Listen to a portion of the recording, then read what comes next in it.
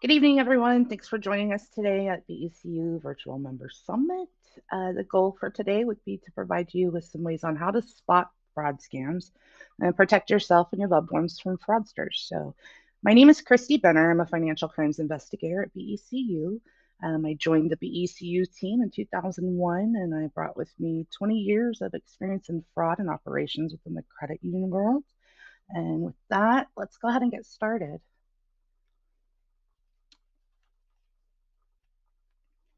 Where's my slides? Okay, so we'll start with how to protect yourself from scams. And our agenda today is going to be trending scams that we're currently seeing, um, what to do if you become a scam victim, how to prevent being a victim, and of course, where to report the bad guys to. Sorry. So we have a little quiz for everybody, and if you wouldn't mind throwing your answers in the chat, and we'll come back later to that. But today's question is going to be from January 2021 through March 2022. The top reported cryptocurrency scam losses were contributed to which scam scenarios? One, business imposters, two, romance scams, three, government imposters, or four, investment related fraud. So really with that question, I wanted to start off and kind of educate people on what cryptocurrency is. And so the FTC kind of categorizes cryptocurrency as a digital currency that exists only electronically. You usually use your phone, computer, or in some scenarios, a cryptocurrency ATM to buy cryptocurrency. Two of the biggest known companies are going to be Bitcoin or Ether. There's several companies out there, um, and they're making new ones all the time. So you'll see an influx in different names when you're looking at cryptocurrency. A lot of times the question that we have is why do people use cryptocurrency? There's a lot of reasons why. So it's a quick and easy payment method. Some people may have chosen to get into crypto to avoid traditional fees that are associated with banks or credit unions. Um, but a lot of times it's because it offers a level of protection within the identity of the person utilizing it. And that's why the fraudsters really love cryptocurrency, right? Some people actually legitimately use cryptocurrency for investment, hoping that they purchase it a lot like a stock or a bond, and the value will go up in time. How do you get cryptocurrency? You can buy it through an exchange, an app, a website, or again, the cryptocurrency ATMs.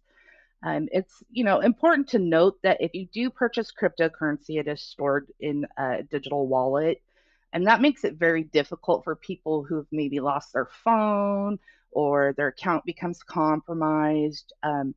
There's really no process in recovering the funds in most cases. Um, if you're really looking at crypto versus the dollar, probably the biggest difference is going to be that there's no, federal backing. If you're banking at a credit union, you're insured by NCUA. You're banking at a bank, you're insured by FDIC up to a certain amount. There just is no level of protection as far as that goes with crypto.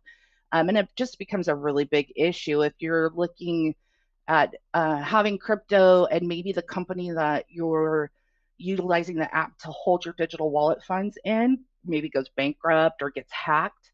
Again, you just have no obligation from the government to help you recoup those funds. um, Crypto is very volatile industry, right? So people will have thousands of dollars of investments one day, and the next day turn around and it significantly dropped to hundreds. So it's just not very stable. The market, it's not like stocks and bonds, um, and that's just something that is very important that people know about crypto. Paying with crypto doesn't come with the legal protections that a credit card or debit card has, right? If something goes wrong, you need to dispute a charge on your credit card. Again, there's no processes to really help you get those monies to get that money back. Uh, And we'll come back to the quiz question a little bit later. So, right now, I'd like to cover some trending scams and what we're really seeing right now in the industry of fraud. So, impersonation scams. I really want to start with spoofing because if you at all listen to the news or on social media, you've heard the term spoofing. But I want to make sure that everybody knows what that really means, right? So, the FTC's definition of spoofing is when someone is deliberately falsifying information being transmitted to you via caller ID and really just wanting to disguise their identity, right? Scammers will use what's called neighboring spoofing. And this, a lot of times, I'm sure everybody can relate to getting these calls. It appears that they're calling from the same area code or maybe even the same prefix as you. So, to entice you to answer those calls. Um, a lot of things that we see in financial crimes and in the financial industry is them mocking a credit union or a bank, even a government agency. We see a lot of IRS scams. It's going to be from a source that you trust, right? So the call will appear to come from the company or the agency's real phone number and display the name as well. The bad actors on the other end are very successful in getting you to trust them through the conversations that you're having. Since you think they're calling from someone you would regularly deal with, you're more open to kind of divulging information that you wouldn't normally. They utilize very wordy scripts that obtain or that contain language that we would use in a normal call. And so you know, when they're really digging into the conversation with that kind of lingo, it only just, gives them credibility to gives credibility to the call that they're placing, making them think that they're calling from that agency. Um, those calls a lot of times are going to end up in high pressured situations, so they're going to present the matter as very urgent. And for us, when we're dealing with like our banks or the IRS, those tend to be very urgent matters for us that we want to resolve quickly, and they know that. And so, again, that's going to open up the floodgates for you to have that sense of urgency, maybe a little bit of nervousness, and wanting to resolve whatever issue that they're bringing to the table with you. Um, a lot of times in these calls, we're going to see things that go beyond even financial threats, right? You're going to see threats of jail time. I've heard of deportation threats, excessive fines especially pertaining to IRS, or it could actually end up in threats of physical harm. It's not uncommon to hear any of those nowadays. So spoofing can, not only just infiltrate our lives by calls, but it can also be done by text, email. They can cover up domain names on websites of very companies that you would utilize. It's important for us to understand that we don't have to respond to communications we didn't prompt, right? So, best practices, don't answer those calls and don't respond to messages without vetting who you're actually talking to, right? You're your own first line of defense in that kind of scenario. And then when I think back, I don't know or recall ever a time that the IRS has texted me or called me. If I've ever had to talk to them, it's me calling them. And my financial institution would be absolutely 100% excited and supportive if they reached out to me and I was not um, responding. I've had to call members in situations of fraud and I needed more information. I'll call them and they'll tell me, no, I don't know who you are on the other end.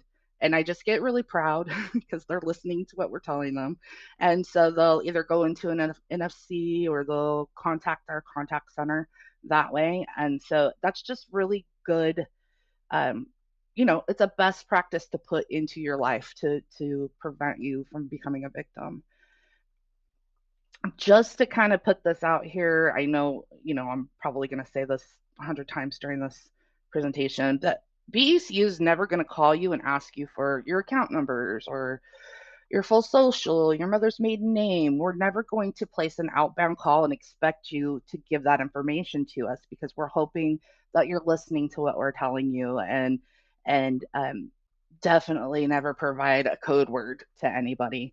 on an outbound call. When you call us, we will ask you for all of those things. But again, make sure that you're calling our 800 number in our contact center, and you just simply look us up and we'll be there for you. The tech support scams is another big one we're seeing a lot of.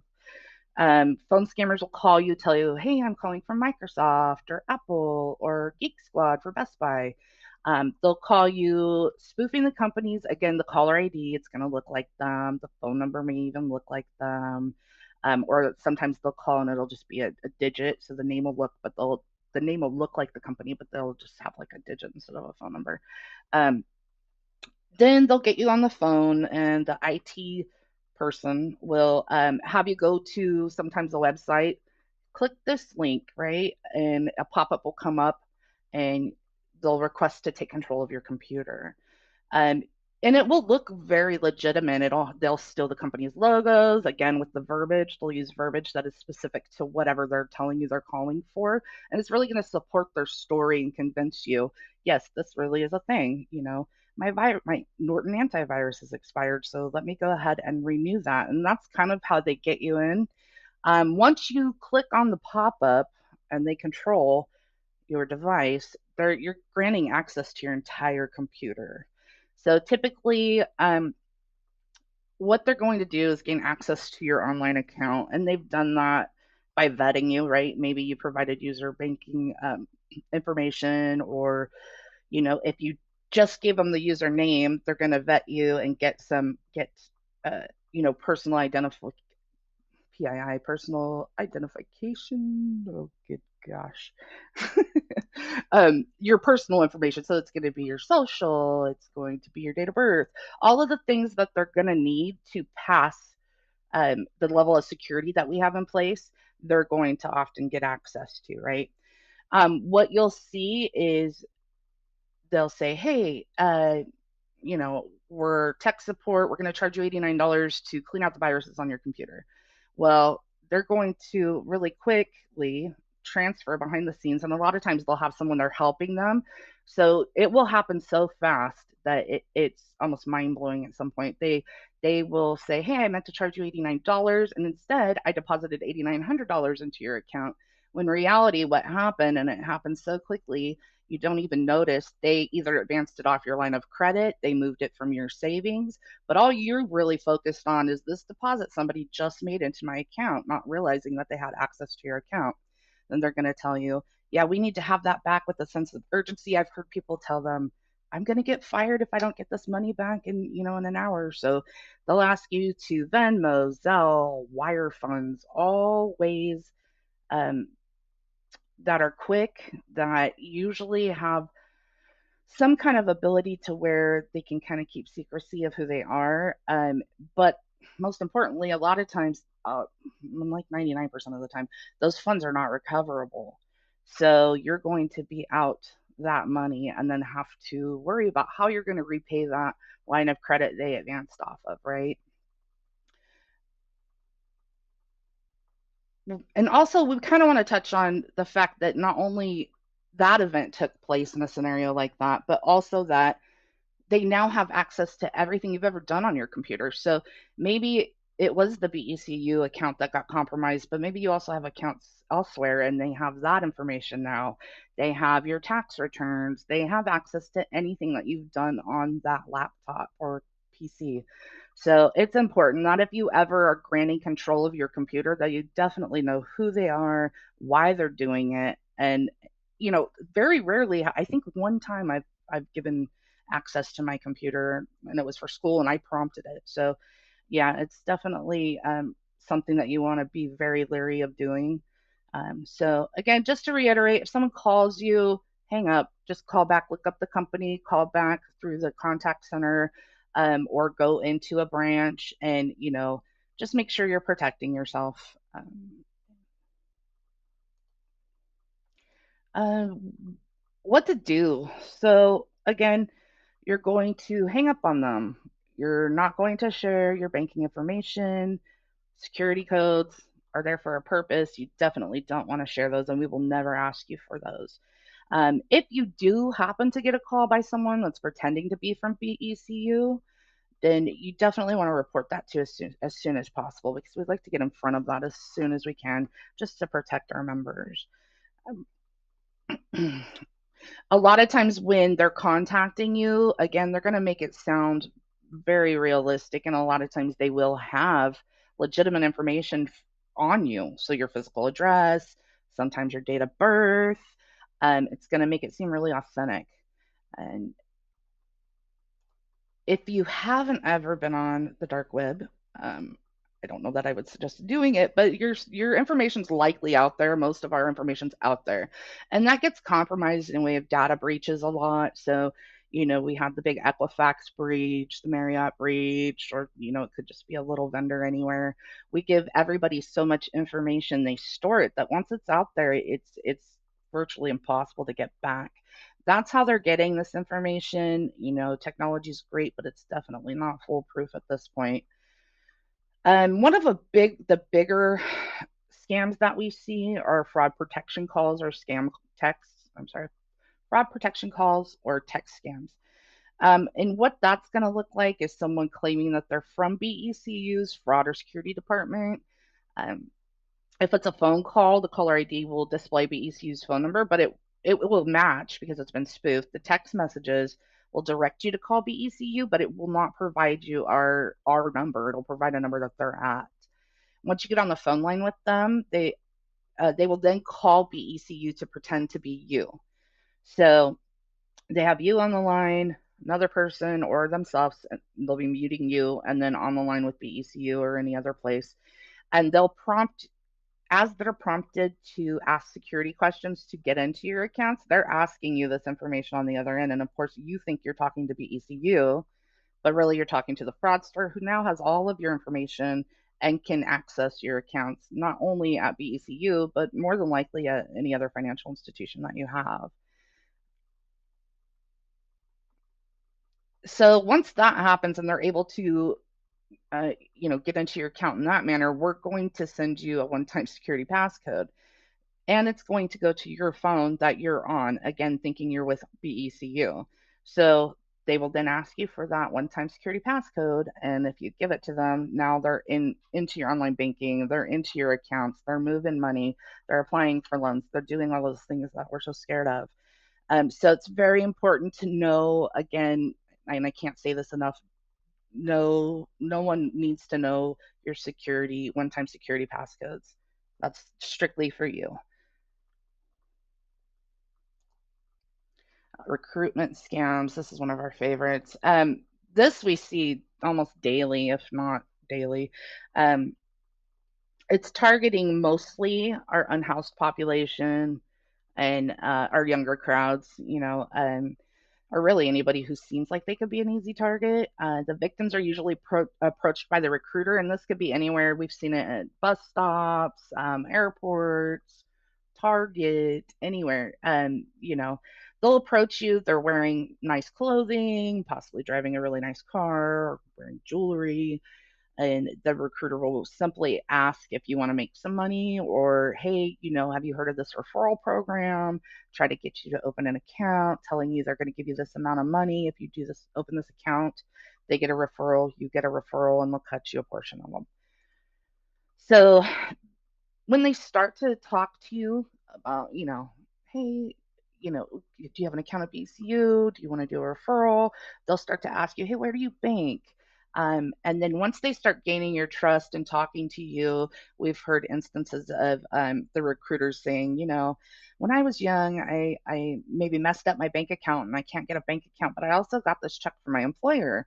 Instead of me going to XYZ check cashing place and paying 20% fee, let me pay you 10%. Go ahead and put this in and I will give you, whatever percentage. Or they will just straight up offer to buy your debit and PIN card or PIN number from you.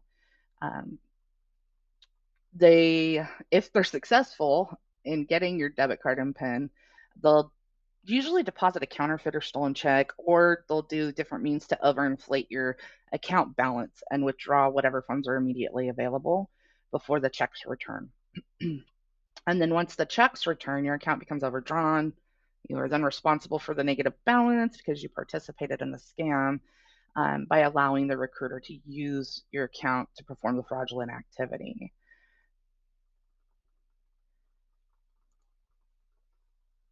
This next example is a social media scam that we see, and this is a real example.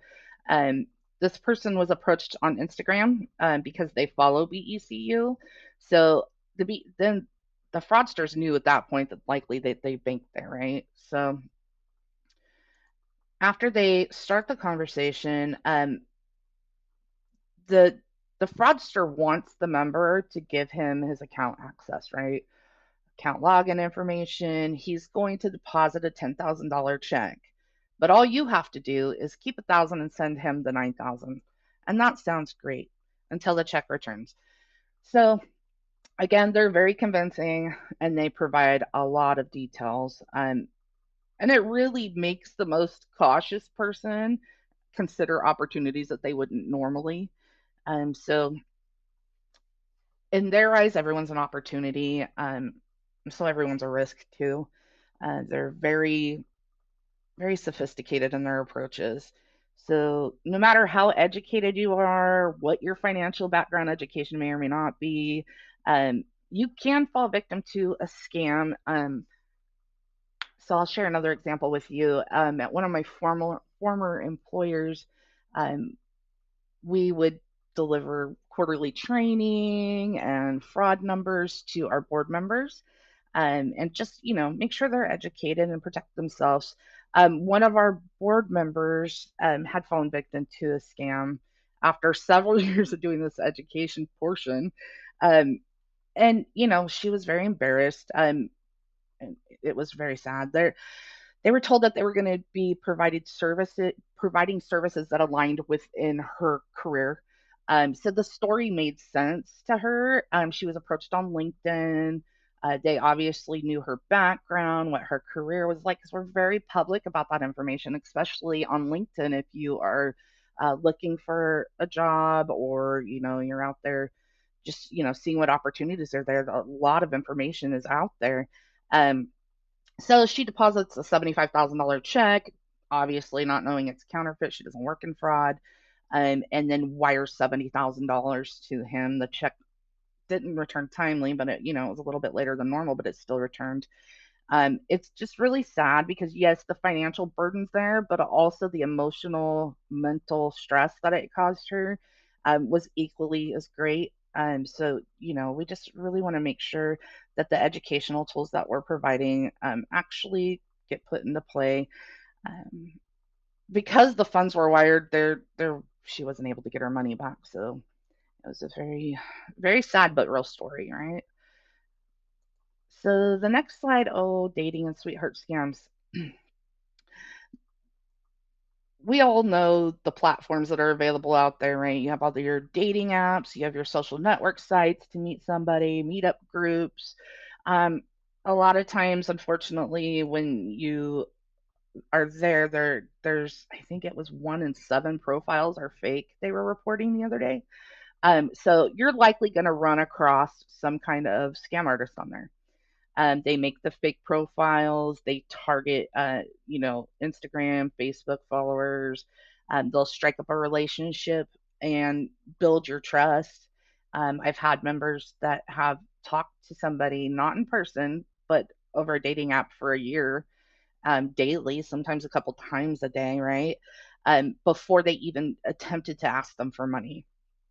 And so they really get in there. You build a relationship. You think you're building a relationship, and you really think there's a future there, right? A lot of times they'll pose as people in the military, or maybe we see this one a lot, a doctor within an international organization. We see that one a lot. And the oil rig one that happens, I think that that happens. What their MO is on that is, I'm in international waters and my employer direct deposited it into my account in whatever country. Can you? And they'll screenshot you and show you an online banking account with a lot of money in it, and it looks very legitimate, and it actually probably is a very legitimate like screenshot. And they'll say, I just need X amount of dollars until whatever date, and so people will end up sending those funds to them, and then they'll never hear from them again. A lot of times they'll do the surgery. I need money to pay for surgery so I can come see you, but I can't come see you till that surgery happens, or, mom's sick and I need funds. Most recently, I had one member who had been talking to this person for almost 2 years, never met in person, but had what she thought was a relationship. And she proposed to him a business, well, not a business deal, property investment, really. She wanted to move to his country. And so he had even given her building plans for a home. He said, land here's a lot cheaper than it is in the United States. Why don't you go ahead and send me $50,000? I can buy this land. I can put this house. And he even had her picking out faucets, things of that nature. So, very into their stories, so she ends up sending the money, never talks to her again. So it's just really important that, we're taking care of people that are in our lives. And if you hear something similar to that, that we just approach it with velvet gloves and just do the best we can to protect them. What you want to do if you happen to be in something like this, just you have to stop the communication immediately. It has to end. Um, Again, pay attention to your friends and family and what they say. If they're talking about new love interest, just it says a lot when you're a good listener, and you can really pick up on red flags that you would for yourself. Sometimes easier when it's not you. So just really pay attention to your family and friends. Um, do the research. So if he's working on an oil rig, Google the oil rig scams. If you can contact people in the military, you can contact you know their their sergeants. You can verify people. Definitely do the research. You can reverse image search in Google just to see if that picture happens to pop up anywhere else. That is a tool that I don't think is used quite enough. Um, so things like that. And if you think you're scammed, of course, report it to the FTC. Um, so now we're back to our quiz. So I'll go back over the question again. From January 2021 through March 2022, the top reported cryptocurrency scam losses were contributed to which scam scenario? One, business imposters; two, romance scams; three, government imposters; or four, investment related fraud. So now you can see that definitely investment related fraud was reported, at a greater monetary increase there, value there. I think that it's important to note that this was reported fraud. Um, Fraud does not get reported as often as it should, and I think that this may even be skewed based upon that. If we had true actual numbers off people reporting every incident, I do think that we would see romance scams up there higher. Again, that's just likely because of the embarrassment that is attached with that a lot of times. Um,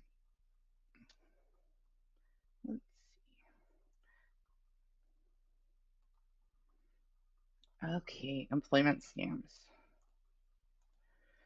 Employment scams. You'll see a lot of times where the employers place an ad on the line, um, or they'll reach out to you directly. I just had somebody reach out to me the other day. Apparently, I didn't know my phone number was public information on LinkedIn. So somebody reached out to me and said, and this was real. They reached out to me and said, you know, I don't know if you're in the market for a job, but how do you feel about paying commission on somebody that you know is going to get you a job? All I need you to do is provide me with XYZ deposit, just to ensure that I'm working for you. And so I ended that call really quickly. That's one that's going around right now. If the job's too good to be true, it is. It just is. Um, I've never seen an employer require you to deposit a check for them. Um, so just things like that, that something in your gut tells you this just doesn't feel right. It's not right. Um,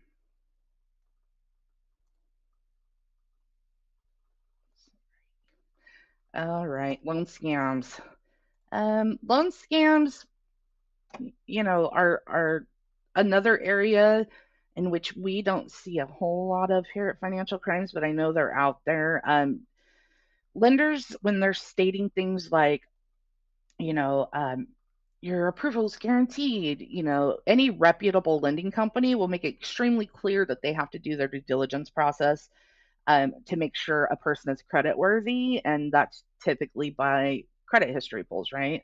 And you have to agree to that. So there is no guaranteed approval.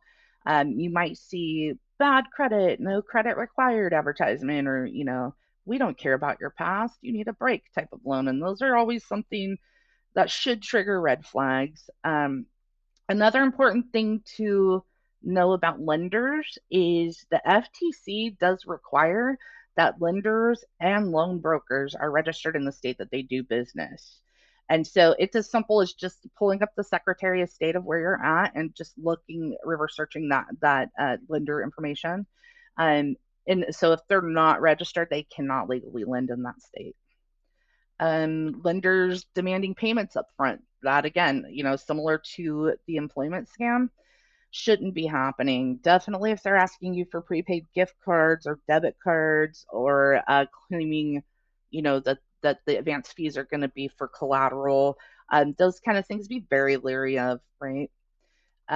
If a lender, and this is a really big red flag and probably one that's overlooked a lot, if a lender calls you, writes to you, or comes by your door, right, to give you a loan offer, be on your guard, really. Um, so you want to look for lenders that advertise through traditional online methods or mass media. That's usually where you're going to find your most legitimate companies at that point. Um, Very much be leery of any lender that does not provide a physical address. So if you're looking them up on a website or any documentation that they may have for you, if you can't find a physical address for them, it's likely a scam. A lot of times when uh, these types of scams happen, the address that they're going to provide you, it may be a vacant lot. Maybe it's one of the mailboxes, etc., places where they, are in a strip mall. So just kind of Google mapping it and doing, like, looking at the actual physical photo itself will tell you a lot. Um, if a lender's asking you to move with a sense of urgency that seems abnormal, that should definitely be a red flag for you. Um, you know, One of the hallmarks of these kind of scams is them giving you a deadline.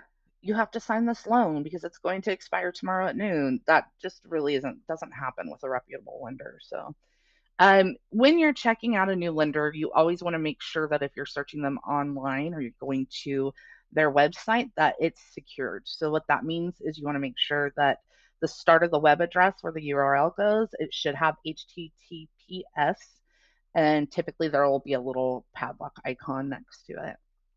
And again, very much, if it sounds too good to be true, it likely is, right? ATM skimming has been around forever and it still continues to be a problem. Looking at these devices, I'm sure that you've seen some of these, right? So the green mechanism that they're putting over is a card reader, over where you insert your card. That's a card reader, and that's going to read the mag stripe data on your card. The keypad has a program in it that will record keystrokes in it. Very cheap. You can buy them off the internet. Um, And then the picture all the way to the right is going to be the pinhole camera that they use to actually look at your card information on the front, so the card number, expiration date. And then you can go on the web and buy card stock and card printing machines and just duplicate a card. So it's as easy as that. Some of the best practices, and you've probably heard all of this, but it's important to reiterate, be leery of card machines that use magnetic strips and not the chip feature. The chip feature is probably been the best card improvement that I've seen in my career. So, just always be leery of something that's not going to read your chip. Um, if you're buying gas, pay inside. Gas stations, if you think about it, it wouldn't be abnormal for someone to stand there for 10 or 15 minutes and not be recognized. So they can stand there and put their skimmers on, put their pinhole cameras in place, and no one may even notice, right? You can always run your card as a credit card instead of a debit card, where you have to use your zip code instead of a PIN. And then if you do see any kind of fraud on your card, your account at all, just notify your financial institution immediately so they can shut down all access for you. Oh, family emergency and grandparent scams. So you'll see this, and it's super unfortunate, but it happens. The IRS, you owe the IRS money, pay now or else. So, um, we'll see people that will take out cash and meet somebody to pay the IRS. I've never heard the IRS ask for a payment in cash in my entire life. Your grandson's in jail. He needs money to get out. Your college student needs money to get home, those kinds of things. And they'll have all the information for you about who they're calling about, know you, and hoping that you fall for a scam. So, what can we do to protect ourselves? There's a lot of things that we can actually do to protect ourselves. Paying attention to red flags, being in this wonderful little segment. Most importantly, if you do, don't be ashamed. It happens a lot, and they'll use that to their benefit. Um, when you're feeling insecure about something or ashamed, they play on emotions, and they'll wrap you in. You will be held liable for a lot of things that could happen to you in a scam. So just be aware of that. Never let anyone borrow your debit card. Never give out your PIN over the phone, in person, really anywhere. Never give out your online banking information. Don't cash a check for anybody. Don't open accounts for anybody. Um, Check your credit reports. This is something that I do personally, and I think is probably the best method to protect yourself from identity theft. You can add an alert to your credit reports and kind of lock them down, and each one works a little bit differently, but do them on all three of them. And what they'll do, it might make it a little harder the next time you buy a car or something major. You'll have to make a couple calls, but it's definitely worth it. So if anything changes on my credit report, an inquiry, anything, I get a text message right away, an email. So I can go check it out. And you can still get your free annual credit reports on freeannualcreditreport.com. And how to report fraud. So again, it's important that we start learning how to report fraud. Obviously, notify BECU immediately. You're going to want to file a police report locally. File a complaint with FTC. And definitely contact Social Security Administration if you think you have ID theft. Also, a lot of times people overlook the fact that they should contact IRS. There's a lot of tax fraud. So you're definitely going to want to make those people aware that you've been compromised, 401ks, anything that's of any kind of financial association with you.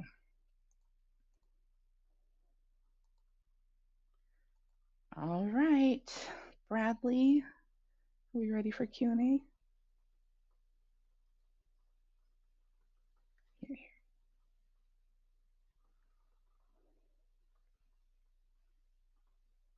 Hi, Christy. Hi, Yeah, Bradley. how are ya? So I'm it does great. look like we got some questions. We got a couple of minutes for questions here. Any questions that don't get answered, we are having another session tonight at 6:50. So that's going to be a Q&A panel. So feel free to join that one, and you can ask questions. We'll strictly be doing Q&A in that one. Let's see the first question we have in here. Where can I find more information about fraud prevention? So you can find more information right at BECU. We have a wonderful fraud center for you, and has a lot of really well laid out information, and it's really easy to find. So that's definitely a resource that you could utilize. Okay, perfect. And we have another question in here that is, what can I do to protect my parents, grandparents, family from becoming a fraud victim? Definitely listening is huge. Just being aware of who they're in contact with and why. And, having some difficult conversations sometimes just has to happen, especially when you're dealing with Mhm. parents or, aging members. But definitely just be there, listen. If it's a red flag, just educate them on the things that you're learning here and resource centers. Perfect. If you have any other questions, feel free to put them in the chat. If not, like I said, I know the session is ending shortly, but we are having a full Q&A session at 6:50, so feel free to join that and we can answer all of your questions then too. Perfect.